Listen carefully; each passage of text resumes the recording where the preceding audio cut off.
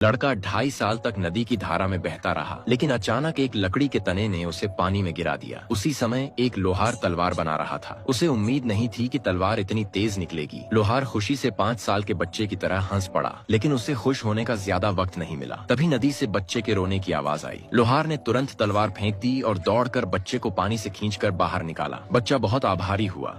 उसने तुरंत धन्यवाद कहा और फिर उस पर पेशाब कर दिया, जिससे लोहार का पूरा परिवार धन्य हो गया। लोहार भावुक होकर उस बच्चे को अपना गोद लिया बेटा मान बैठा। तभी बच्चे ने बड़े आराम से एक भारी पत्थर उठा लिया। लोहार ने जरा भी हिचकिचाए बिना उसे अपने घर ले गया। घर पर मौजूद उसकी 3 पत्नियां बच्चे को देखते ही उससे लिपट गईं और दूध पिलाने की होड़ में लग गईं। लेकिन बच्चे की ताकत इतनी जबरदस्त थी कि उसने एक ही सांस में तीनों औरतों का दूध पीकर उन्हें पूरी तरह थका दिया। यह देख लोहार दंग रह गया और गुस्से में आकर बच्चे को जंगल में छोड़ आया। लेकिन वह ज्यादा दूर नहीं गया था कि उसने जंगल से एक जोरदार दहाड़ सुनी। लोहार का दिल पसीज गया और वह दौड़कर वापस गया। वहां उसने देखा कि बच्चा एक काले भालू की गर्दन पर बैठा था और भालू उसकी मर्जी के बिना हिल भी नहीं पा रहा था। बच्चे के चेहरे पर जरा भी डर नहीं था। समय बीतता गया और कुछ सालों में लोहार ने अपनी सारी कला बच्चे को सिखा दी और उसका नाम रखा फ्रेड। फ्रेड जन्म से ही बहुत ताकतवर था। लोहार की दुकान पर अक्सर उसकी ताकत के कारण शोर मचता रहता था। साल दर साल बीतते गए। फ्रेड एक सुंदर जवान बन गया, लेकिन गांव के बच्चे उससे दोस्ती नहीं करते थे क्योंकि फ्रेड को